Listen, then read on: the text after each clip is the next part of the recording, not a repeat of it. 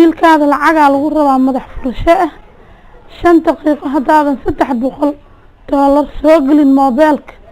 waa dilaa oo yiri wiilkaada meydkiisa had arkaysa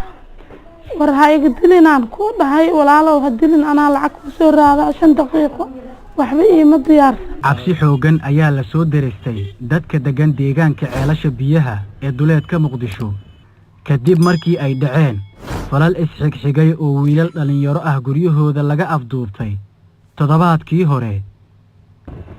koox hubeysan ayaa kaliya toddobaadkii tagay 4 rag ah oo 3 ka mid yihiin dhalinyaro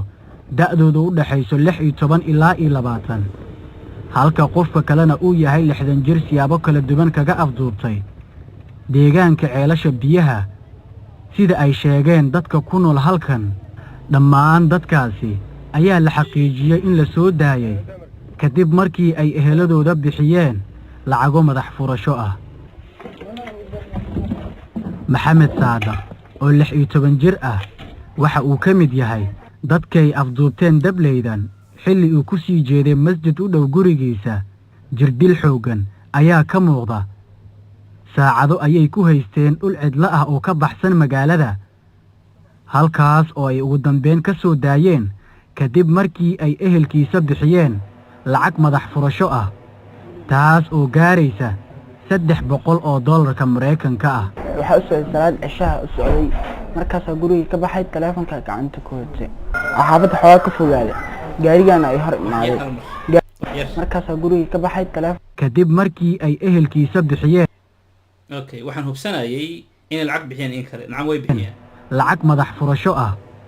taas oo gaaraysa $300 Mareykanka ah. waxa u soo salaad cishaa u socday markaas guriga ka baxay telefoonka gacanta ku watay xaafadda xoogaa ka fogaaday gaarigana ay hor imaaday gaarigi markoo ay imaaday ninkan gaari waa ka cabsaday aan telefoon inaan ka qaadanayna amalina telefoonkiya qabtay telefoonkiya iska tuuray gaari marka anoo soo aaday ninkan ma soo degan ama ogiya xabad loo igu soo furay waa cabsanaa xoogaa kan kale iga qabtay markaas oo ilaa iyo ka dhaca oo dhulka ku dhaco xabadaha ugu dawada waa ka galgashay xabadii kadib mid qoryaasaan isaga qabtay mid kale igu imaaday oo intuu iga dhuftay biskoolada dawadeeda markaas oo ay waday oo gaarigii igu tooray qaybtiisa dambe oo fadhiisay hadaa hayshidna oo ku dilaa afkiga qabso. weligaada ha aqbalin in meel labaad lagu geysto weligaada ma lagu qabtay ma dhacday qadarta ma ku timid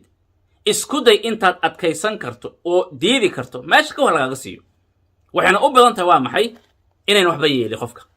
maxay ujeedadooda ayaga ma ahan in indhaha dadka isku soo jeediyaan tuug waad ogtahay tuug waxadaaya geeso fiirfiiriya waa baqaya marka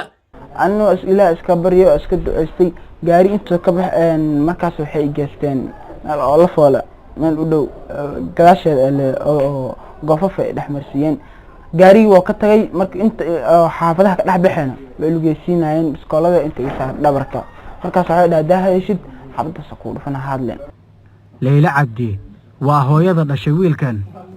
saacado ay weysaneed kadib waxaa la soo xiriiray kooxda afduubatay wiilkeeda iyagoona u sheegay hadal aysan ku farxin. waa aday 4 saac amalayna soo waceen wiilkii oo ooyhaya soo wacay hooyoy waa la dil rabaa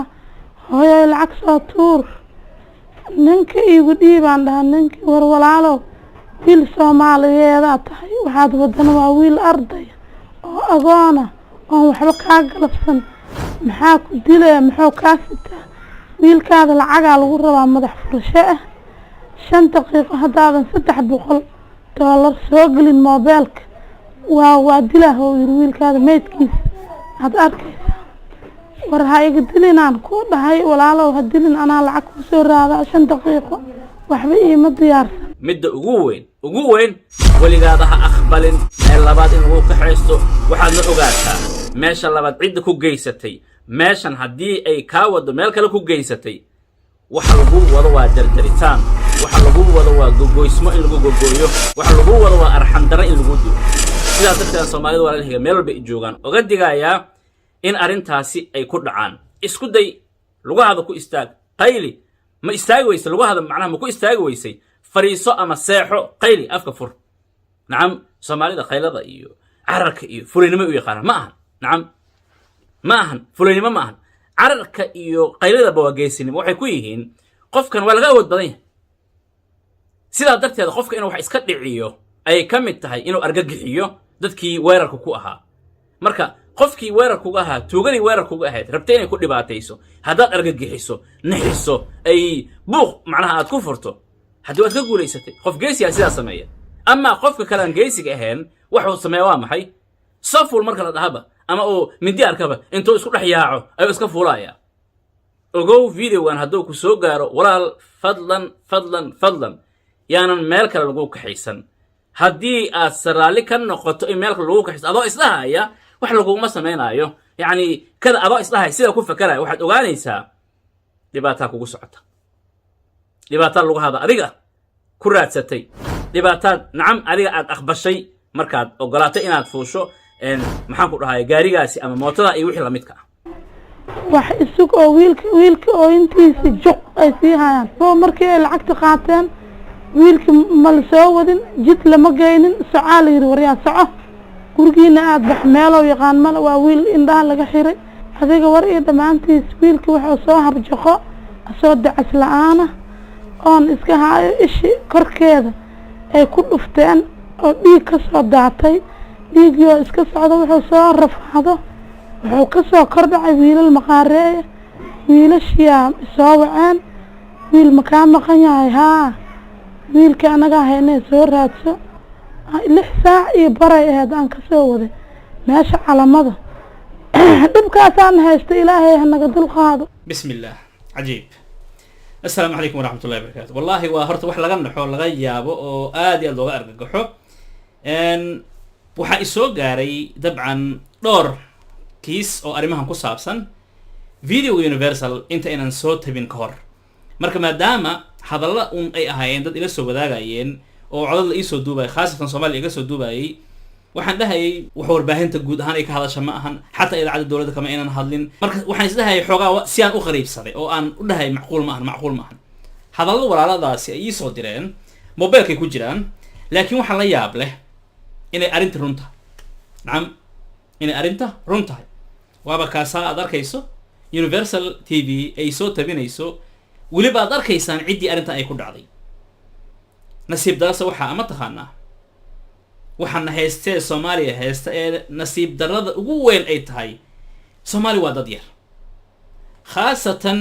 eriyooyinkan aafada ka jirta ee dhibaatooyinka ka jirta dabcan koonfurta ah waxa ku nool dad la tirin karo macnaha dad tirsamaya marka aan leeyahay dad yar ama dad la tirin karo aan leeyahay waxaan ula jeedaa caalamka wadamada dawladaha ka jira dabcan dadkooda xataa hadday yihiin 50 milyan 80 milyan 90 milyan 100 milyan 200 500 milyan iyo wixii la midka ah way tira kooban yihiin waa dad la yaqaano laakiin dawlad la'aantii iyo dhibtii Soomaaliya waxay dhaxalsiisay waa maxay qof walba inuu u nool yahay sidoo asaga doono yacni nabad la'aan sharci la'aan rafaad dhibaato qarax dagaal abaar wax walba sheeg faqri gaajo daat marka wuxuu u nool yahay qofkan waa maxay in uu asaga nafsadiisa soo u noolaan lahaa ama sida keligiisa u jiri lahaa ayuu u nool yahay dadkan wax dhacaya ee wax dilaya ee mobilada dadka ka qaadanaya ayaa qaati laga joogay hortii nacam oo aad iyo aad ayaamahan la dhahay way soo badanayaan wixii la midka ah laakiin arrintan hadday soo noqotay marka aan leeyahay waa hore waagii hogaami kooxeedyada ayay jiri jirtay waagii hogaami kooxeedyada xamar waxaa ka jiray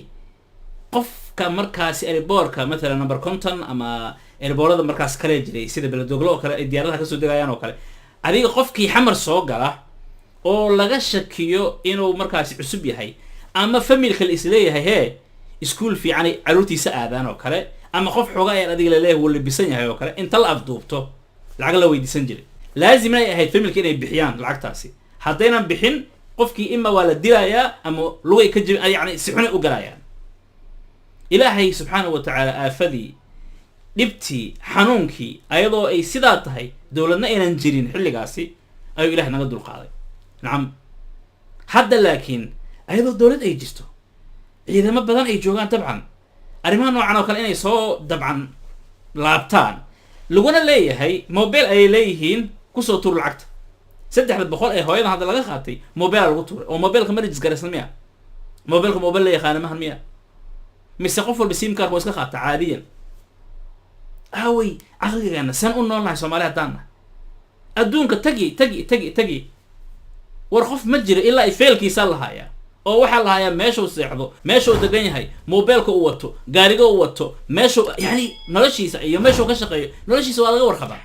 oo diiwaan gashan yahay qof walba cunugii maanta dhashaa la og yahay nacam isbitaalka ku dhashaa la og yahay guriga uu degan yahay la og yahay magaciisa iyo taariikhdiisa iyo kulli waa lahayaa waa basiid marka sanada xataa ma qaadanayan soomaali haddaan nahay arrimahan oo kale in la kooba yani laakiin dadka marka ay soo jeedaan caafimaad ay qabaan ayaa waxaasoo kale la samayn karaa arrinta la yaab kale oo aan dalaad la yaabana waxay tahay mataqaanaa dagaalkii dhacay ghaza ka dhacay falastiin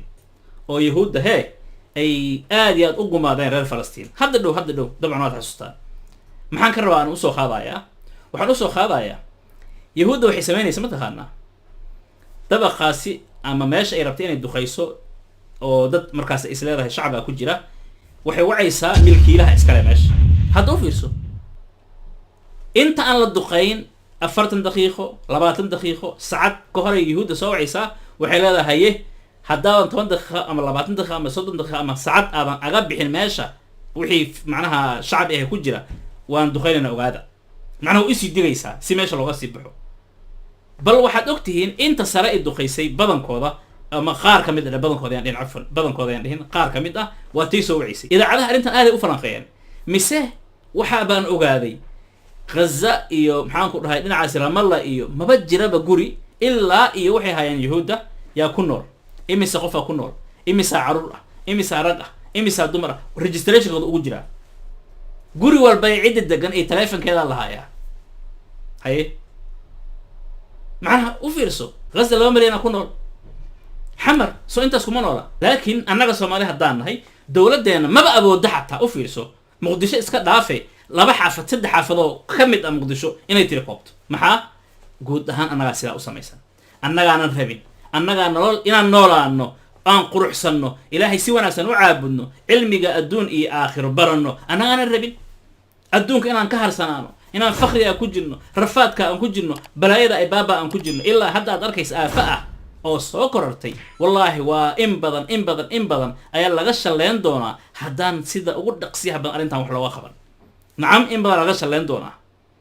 maxaa yeelay dadka horey iila soo xiriiray hooyo waxaa ku jirto dhehayso sheekhow gabar dariskayga ah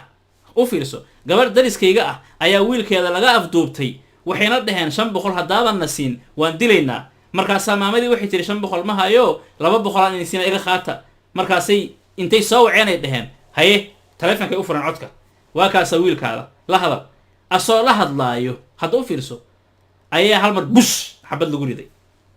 xabad macnaha ay maqashay telefonkii waa laga dansaday daqiiqadii loo qabtay 500 meel ay ka keentaba way keentay haye ma awoodaan mise ma awoodaan dadkaas inay wax dilaan marka way awoodaan marka waa aafo kale waa habaar kaloo Soomaali ku dhacaya hadday arrintan sida ugu dhaqsiyaha badan dawladda wax aga qabanna waxaan ka baqayaa in familyo badan ay arrintaa galaafato subxaanallah teeda kale maroryaantan iyo xumaantan sameynaya waa dad dabcan magaaladii jooga away sirdoon ay leedahay dawladdu maxaan ku dhahay amniga qarankay sugaan oo maxaan ku dhahay kala away intee ka baxeen marka qaarkii Soomaaliya wax ka dhacay isay wax ka dhacay marka aad maqasho waxa islaada ma taqaana bismillaah warjayna oo bilyan ku nool ayaa tira kooban dadka tira koot yani dadka adduunka ugu badan ayaga India inkastoo India sida dabcan China oo kale aysan ahayn xagga tira koobka iyo la socodkooda iyo wixii la midka ah marka waxaan ku soo khatimaa waxay tahay walaalayaal war arrinta arrin weyn ma ahan xujo ma ahan waa wax basiid ah wax basiid nacam waa la dhihi karaa sida Soomaalida habar fadhida lagdin la fududaa oo dabcan in arrintaasi ay tahay maxaan ku dhahay arrin aad u adag oo kale laakiin waxaan ula jeedaa ma adka waxayna u adkeen shacabka annaga guud ahaan khabyaalada daan ka tanaasulno oo dawlad iyo maxaan ku dhahay nabadda aan qaadano nacam wax walba fududaanayaan laakiin annaga haddaan diyaar u nahay qofka inaan ku taageerno inuu nagu qabiil yahay inaanan ku taageerin ama aan ku nacno ku fogeyno maadaama uu nagu qabiil ahayn xaaladda inta aan joogno annaga waxaan kow ka nahay ka mid nahay mushkilada socota dhibtana haysata ilaahayna subxaanahu wa tacaala waddankan amni amaana nagu soo dabaalo aafadan hadda nagu bilaabatin ilaahay subxana wa tacala meesheeda nooga xiro والسلام عليكم ورحمة الله وبركاته. صديق ليس ينفع يوم بؤس قريب من عدو في القياس وما يبقى الصديق بكل عسر ولا الإخوان إلا للتآسي عمرت الدهر